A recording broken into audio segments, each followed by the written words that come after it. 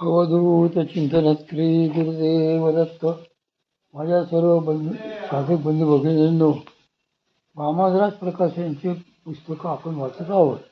सध्या आपण परमपूज्य श्री दादा कोरे महाराज यांची लिखित जयांचे केले स्मरण हे पुस्तक वाचत आहोत.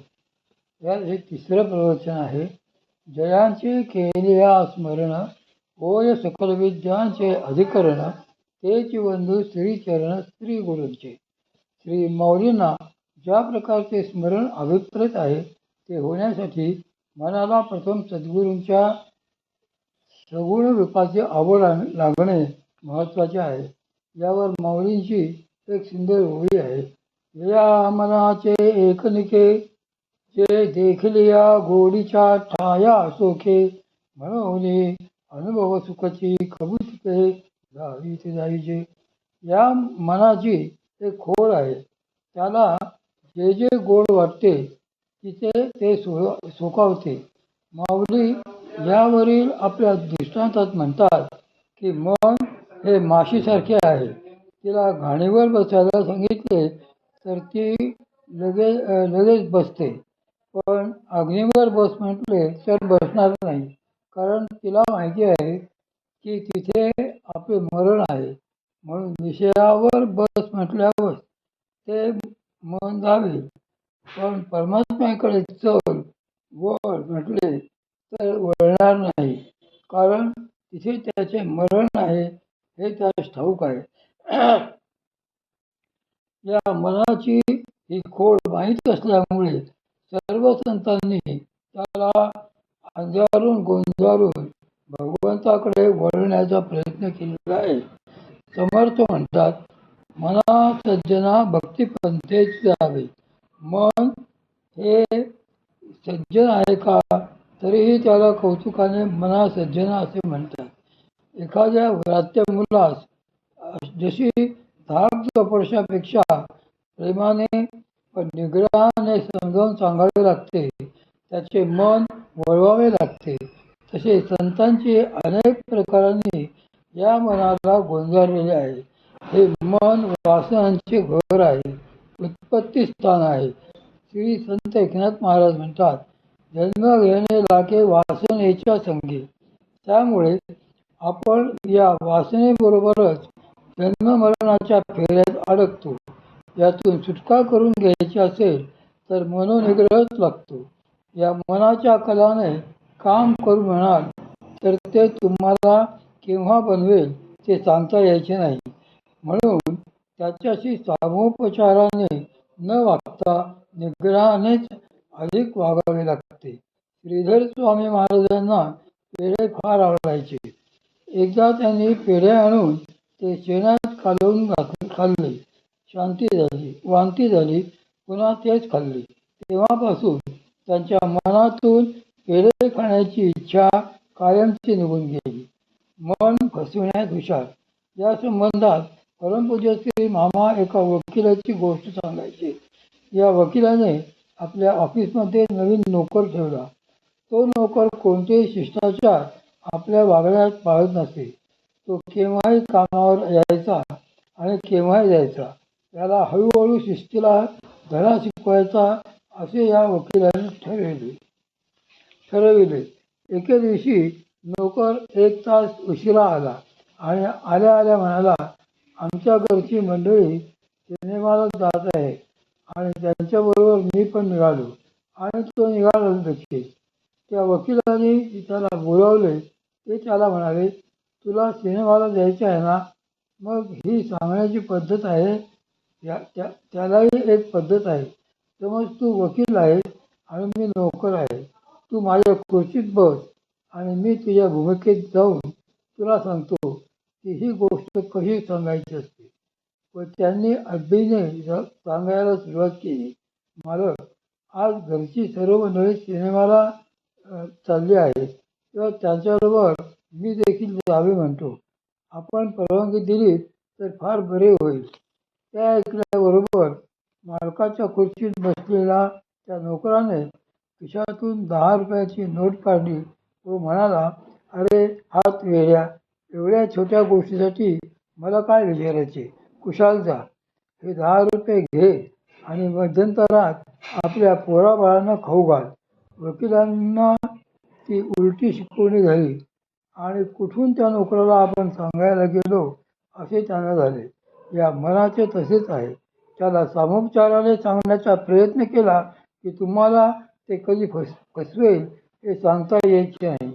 म्हणून सामोपचाराबरोबरच निग्रहही आवश्यक आहे. माऊली म्हणतात की यावर जाणीव उपाय म्हणजे त्याला अनुभव सुखच दाखवीत जावे. खरे सुख चरणांपाशी असे. त्याला जर खरेच अनुभवाचे सुख दाखवायचे असेल तर त्याला सद्गुरूंच्या चरणांपाशी नेले पाहिजे. रूप वसल्याबरोबर आठवून बघा. सद्गुरूंचे प्रसन्न मुद्रेचे स्मित हास्य ही पहिली पायरी आणि सद्गुरू विरहाची जाणीव ही दुसरी पायरी.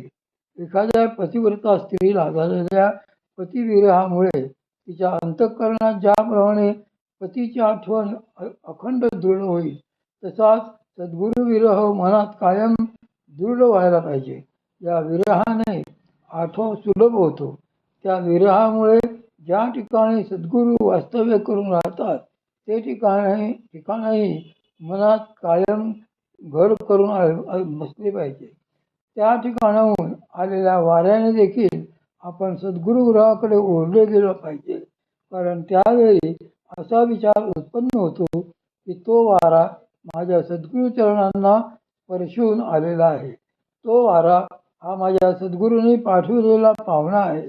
ज्यांच्या चिंतनात अखंड सद्गुरू आहेत, मनामध्ये अखंड सद्गुरू ध्यान आहे, त्यांचे वागणे बोलणे त्यांच्याच या मनात ठसते. असे होऊ लागले की एकांतात बसून सद्गुरू स्मरण करावे. त्यांचे रूप चित्तात आणण्याचा प्रयत्न करावा. माऊली म्हणतात, आता हृदया आपुले चौफाळून या भले परी बैसू पाऊले श्री गुरूंची. आपल्या हृदयाचा श्रीरंग करून त्यावर सद्गुरूंच्या पावलांची स्थापना करा. त्यांची मानसपूजा करण्याचा प्रयत्न करा. परमपूज्य श्री मामा म्हणायचे, हृदय हा चौरंग आहे अशी कल्पना करा. त्या चौरंगाचा एक पाय विवेक, एक वैराग्य, एक पाय ज्ञान आणि एक मुक्ती आहे. अशा चौरंगावर स्थापन केलेल्या श्री गुरुचरणांचे स्मरण करा. हे हृदय कोणते? हे हृदय म्हणजे आपल्या शरीरात डाव्या बाजूला असणारे आणि हार्ट अटॅक येणारे हृदय आहे. आध्यात्मिक हृदय शरीरात उजव्या बाजूला आहे. हे उजव्या बाजूला असल्यामुळे उजव्या हाताला महत्त्व आहे. या हृदयाला एका मराठी कवीने उपनिषदामधल्या श्लोकांच्या भाषांतराने वर्णलेले आहे. कमल कोश सम झळके उलटे हृदय अधोमुख जरी नाभीवरच्या भागी तिष्ठत लोंबत वरचे वरी. हे जे हृदय आहे या हृदयामध्ये ही धारणा करायची आहे. ही कल्पना करताना एक लक्षात ठेवा की मन हे प्रत्येक वस्तू होत असते. त्याच्यामध्ये शक्तीचा भाग नाही, मनाचा भाग आहे. हे मन वस्तू कसे होते? आपला जो बाहेरचा देह आहे त्याच्या आत एक देह आहे व त्याच्या आत एकात एक असे आणखी 2 देह आहेत. उदाहरणादाखल जुन्या काळातील ट्रंक लक्षात आणावी म्हणजे कळेल. मोठी ट्रंक, तिच्या आत एक पेटी, त्याच्या आत आणखी एक पेटी व त्यात रुमालात गुंडाळून ठेवलेली अंगठी असते. तसेच हे आहे. सर्वात बाहेरच्या देहात स्थूल देह म्हणतात. त्याच्या आत सूक्ष्म देह असतो. त्याच्या आत कारण देह व सर्वात आतील देहाला महाकारण देह म्हणतात. असे हे देह चातुष्य आहे. या प्रत्येक देहात एक एक मन आहे. आपण जेव्हा सद्गुरूंची आठवण करतो तेव्हा प्रत्येक देहाचे एक एक मन कार्यरत होते. स्थूल देहाचे मन हरकाळण्यात बनते. सूक्ष्म देहाचे मन वस्तू किंवा विषय बनते. कारण देहाने मन भक्त बनते आणि महाकारण देहाचे मन भगवान किंवा सद्गुरू बनते. आपल्या हृदयात ज्या वेळेस आपण सद्गुरूचरण स्थापन करतो तेव्हा ते महाकारण देहाचे बनवून मनात आणतो. त्यांचे स्मरण भक्त होऊन करणे हे कारण देहाच्या मनाचे कार्य आहे. त्यांच्या पूजेसाठी लागणाऱ्या वस्तू निर्माण करण्याचे कार्य सूक्ष्म देहाच्या मनाचे आहे आणि त्या वस्तू आणून देण्याचे कार्य स्थूल देहाच्या मनाचे आहे. अशा तऱ्हेने ही मानस पूजा सुरू होते. तिची सवय झाली पाहिजे.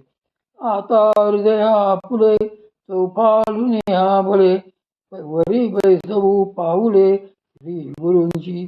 या श्री गुरूंची पूजा कशी करायची हा भाग 15व्या अध्यायातच माऊलींनी पुढे सांगितला आहे. परंतु आपल्याला ती पूजा न पाहता स्मरणाचा भाग पाहायचा आहे. या स्मरणाबद्दल हिंदी कवींनी सुरती आणि निर्ती असे 2 शब्द सांगितले आहेत. सुरती निर्ती, मन आणि प्राण या दोघांचाही जिथे संगम होईल तिथे हे स्मरण घडेल.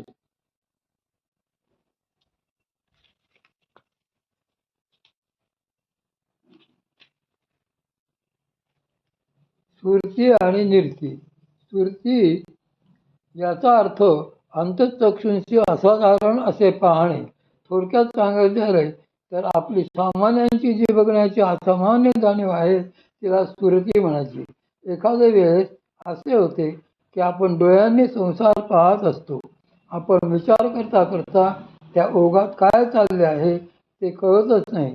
आपण समोर बघत असतो पण तिथे मन नसते. आपण केवळ पाहण्याची क्रिया करत असतो. तिथे केवळ दृष्टी असते. पण त्यामधून पाहणारी जी कुणी आहे तिला असाधारण दृष्टी म्हणतात. तिला सद्गुरूंच्या रूपात एकाग्र करता आले पाहिजे. याला सुरती दृष्टी म्हणतात. ही मोठी चमत्कारी दृष्टी असते. ही जर ईश्वराशी सदृढ झाली तर न दिसणाऱ्या सृष्टीशी संधान साधते.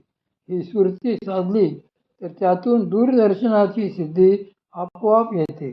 माऊली म्हणतात, मुंगीचे मनोगत बोळखे स्वर्गीचा आलोचू ऐके.